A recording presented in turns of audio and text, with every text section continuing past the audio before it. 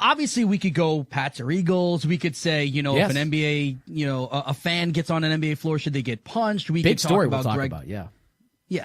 Greg Monroe, does he put the Celtics over the top if he signs Huge. with them? LeBron, is he lying about whether he'd actually go to the Warriors? But you know Big what? question.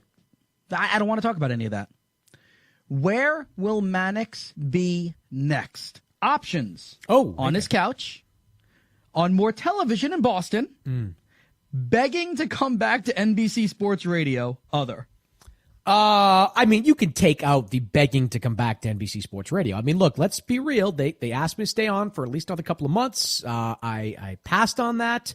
I don't want to do that. My contract is up after the Super Bowl. I figured it was good time to make a clean break. Now, let me ask you to clarify, Keith. Do you mean this like immediately after the show is over, or like, over the next few weeks and months? Is that? I meant over the next couple of weeks. Because obviously tonight, Celtics playing tonight? I'm on the Celtics Hawks broadcast. I'll actually be hosting the pregame live show. My first hosting experience there on NBC Sports. Did you Boston. need me to fly in and co-host with you? I'm a little anxious about the hosting responsibilities. There's a lot of live reads you have to do during that show, and I'm not very good at that. So that could be an adventure. So I think I'm going to muddle through it. But I think I could have been there for moral support. You're not really much for moral support, though. Like, I'd be angrily looking at you and not want you around. Plus, like, afterwards, you wouldn't drink, so, like, it does nothing for me. What I will say is during this time slot in the future, I will probably be on my couch. Like, that is a fair assessment. Cool. I'll probably get up, I'll work out in the morning, I'll do a little reporting for my other job. I do have other jobs. And then, like, around 3 o'clock, instead of talking to you guys and the audience out there, I'll sit down and do nothing. Like, that is probably my plan. All right.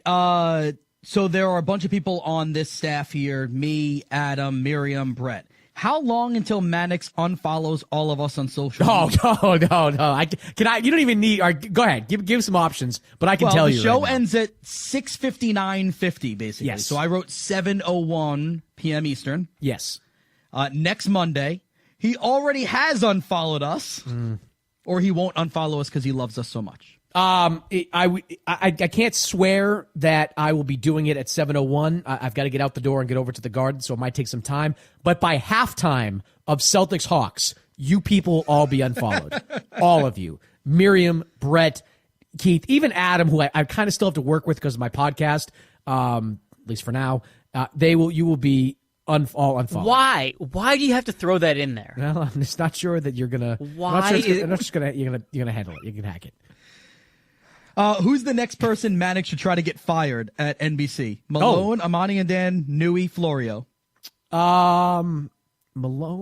I mean, I feel like I already covered this because, if I can wipe out Malone from every time slot that he wants, I'd feel pretty good about myself. I mean, that would feel like I'd accomplished something. So I'm gunning for him next. I mean, I like Newey and Florio. Look, I respect the numbers Florio puts up, so I gotta respect that game. I don't particularly care about Amani and Dan, which is fortunate because nobody with a radio cares about them either. So I'll leave them alone. I'm just going to gun for Malone, I think. That's what I'm going to do. Gotta go. Best breakup song, since this is a breakup: Forget You by CeeLo. Cry Me a River, Justin Timberlake. We're Never Ever Getting Back Together, Taylor Swift, or Ain't No Sunshine, Bill Withers. Oh, those are not bad options there. I actually found a list of other breakup songs. Nice. So if we wanted to go back to it, we could. I got to go with the CeeLo one because that's a little catchier. Cry Me a River, maybe. It's actually a curse word, and they just changed it for forget. Agreed. More next. Chris Mannix Show, NBC Sports Radio. Well, no, this is not Newey Scruggs. This is Chris Mannix. And I'd like to see, Brett, that you're bringing your A game in the last few hours just of the for show. you on your last day. Seriously, are you trying to... I'm already being replaced, and you had to... That's comedy right there. There's Newey Scruggs. Okay, well, we've already erased all of Chris Mannix from the data. I have no production that says Chris Mannix anymore, so I gotta play Malone. I gotta play Going Deep. It's all been wiped out. It's fair. That's fair. Okay. All right. Well, all right. A lot more we're going to get to. I do want to talk more about Super Bowl 52, Eagles, Patriots, plus LeBron James, some comments he made reacting to the report that he could sit down and talk to the Golden State Warriors. We'll play some of that audio back for you a little bit later in the show. All right. But first, as you guys know, as I just said, I am leaving at the end of the show. This is the last Chris Mannix show on NBC Sports Radio. During the week, we have interviewed potential candidates to replace me. Somebody new will be sitting in this chair on Monday morning. Earlier in the week, we interviewed Maria Marino from SiriusXM. That didn't go all that well. We also interviewed Dan Schwartzman, as I predicted there. He was terrible. Now I want to bring in two guys that have done the radio business for a long time, Paul Pabst and Andrew Perloff. They are two members of the Dan Patrick Show. You hear them from 9 to 12 Eastern Time on Dan's show, and, of course, Sunday nights, 6 to 9 p.m. Eastern Time, right here on NBC Sports Radio. And they joined me from Minneapolis on Radio Row. What's happening, fellas? What's up, Chris? How you doing, buddy? Good, Chris. So, I guess, Paul, let's go to you first here. Are you interested in being the drive time host on NBC Sports Radio? And if you are, what would your requirements be? What would your demands be?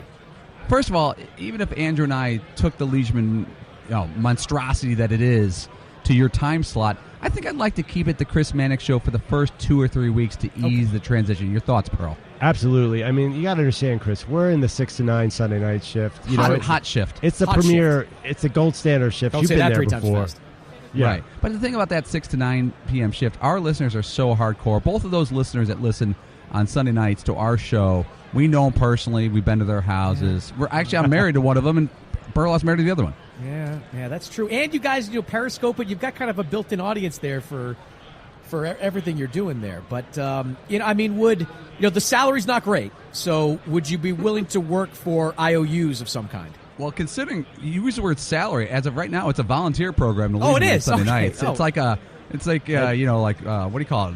USA for Africa. We're just visiting. It's more of a tax write-off is how we look at it. That's good. Well, let me ask you this then: if Dan Patrick came to you and said, "Look, I might be out after a couple of years, and this opportunity came," would you choose taking over my show over continuing in your very small, inconsequential roles for the Dan Patrick Show? Wait, is that a serious question, Paul? I can't tell if he's just messing around there. Replacing you would be kind of like Jimmy Garoppolo replacing Tom Brady, and that's why Garoppolo had to get out. You don't want to be in that shadow for your life. So there's no way we'd really want this. We're not saying no. We're just not saying yes. I mean, honestly, the only downside of Dan Patrick Show is once in a while we have this guest host guy who comes in, sort of rearranges everything, takes over, and you might have heard of him, Chris Mannix, and that's downside of DP Show.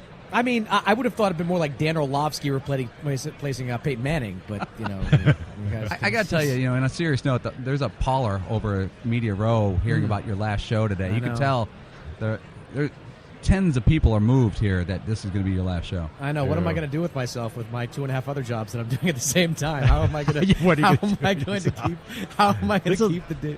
This is like the last episode of MASH minus 400 million people listening. Right, and just a little less entertaining. But, this is exciting for us, too, Chris. As the Leisuremen, this is the only interview we're doing this entire week. That's because this is the only show we're invited on. But still, it's an exclusive for you. That's accurate. Wait, Paul. I just booked a Sarasota, Florida after this, so we'll see. That's huge. One of 2 interviews. That's huge. Hey, Chris, real quick, we went to NBA last night. We went Timberwolves Bucks last night, and the entire conversation in the first quarter, we were trying to describe John. Is it John Henson or John Hanson? John Henson. Henson for the Bucks. Henson, serviceable power forward for the Bucks. We were trying to describe his body type, and I said he kind of had a Sinbad thing going on. Sinbad? He's too skinny. Like he had kind of got a big caboose, kind of runs a little funny, like a doe, but he's got a serviceable game. He's serviceable, but don't you think he's too lean for Sinbad? Sinbad was bulky all around. Yeah. I'm talking early Sinbad. I was only watching his early stuff. I really didn't get into his later work. Sorry, I didn't know you didn't. What was that Katie Holmes movie he did when she was the first daughter? Was that what he was in at one point? I DVR'd it. I haven't gotten time to get to it yet. I think that's a VCR version type of movie to watch there. We're talking to Paul Pabst, Andrew Perloff, the host of the Leisuremen, 6 to 9 p.m. Eastern Time on this network, NBC Sports Radio. So before I let you guys go, is Vibe out there? Give me something on what exactly it feels like out there this week.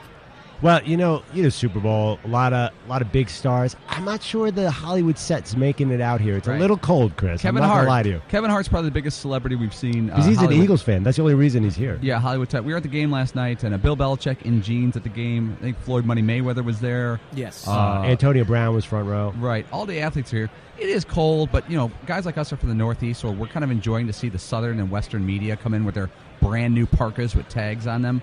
But it's been a really good time in Minnesota. We've really embraced it. On the Dan Patrick Show, Perloff and I played hockey outdoors with the locals and got badly. Poorly. And then we went ice fishing the other day, so we're having a good time. We're really enjoying the hell out of it. I mean, Paulie, is it fair to say that wherever you go, you basically sell out to whatever like local program is, like Minnesota, the whatever pro team, like you will wear branded gear from whoever is out there. Sell out? You mean embrace? Embrace is the word, Chris. Tomato, we tomato, use the positive right? term embrace. Tomato, right? I mean, I say embrace. Other people say use my social media account to get free gear from local colleges. You decide what I'm doing.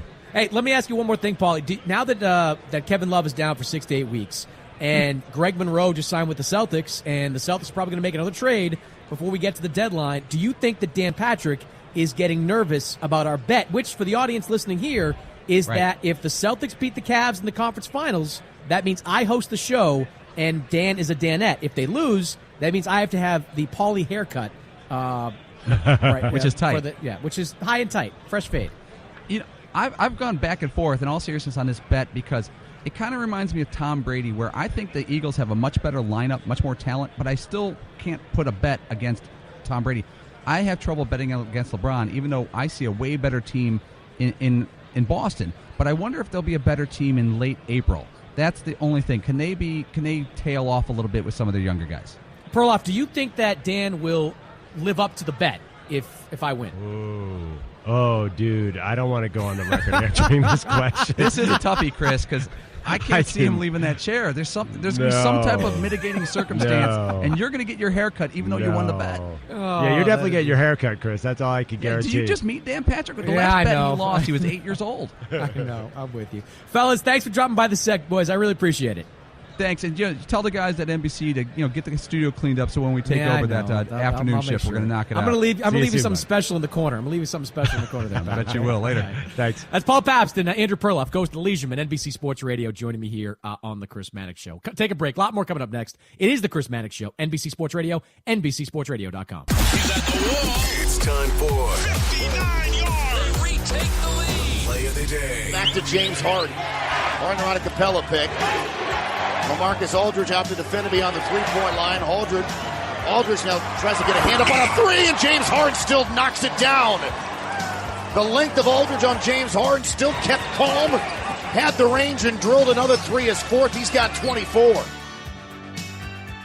James Harden, 33 points, 11 assists, 6 boards in his last 5 games. That includes the NBA's first 60-point triple-double. Harden is our AutoZone in the Zone NBA Player of the Week. Get in your zone with great value offers and free services that help your vehicle deliver its best performance. AutoZone has everything to get you what you need. Get in the zone, AutoZone.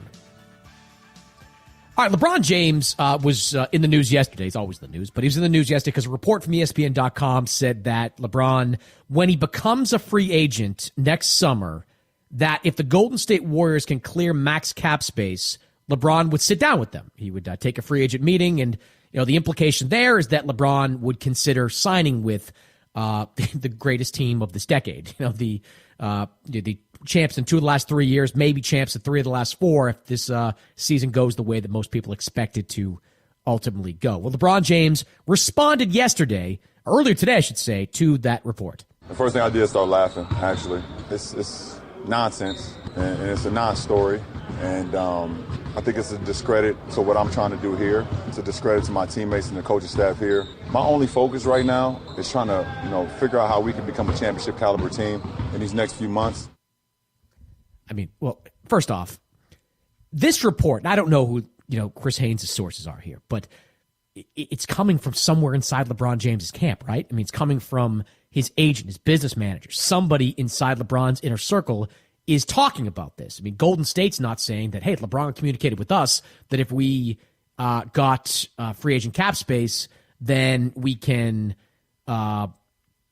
we can sign LeBron James. That's not what was coming from the Golden State Warriors. So, LeBron can dismiss it all he wants, but most likely this came from someone inside LeBron's inner circle. Now, this could be just a message being sent to Cleveland. What he could be saying to Cleveland publicly is that, look, you've already heard me in Houston. I bought a house in L.A. Remember the video LeBron surfaced of him and his wife looking through kids' schools in L.A.? I mean, people kind of forgot about that, but that was one of the early signs that LeBron may be ready to bolt in the summer of 2018. Maybe he's sending a message to Cleveland saying, look, you've got that Nets pick. You better use that Nets pick in a trade, or else I'm going to walk at the end of the year. If we don't upgrade the talent, because LeBron may still believe he can get out of the Eastern Conference.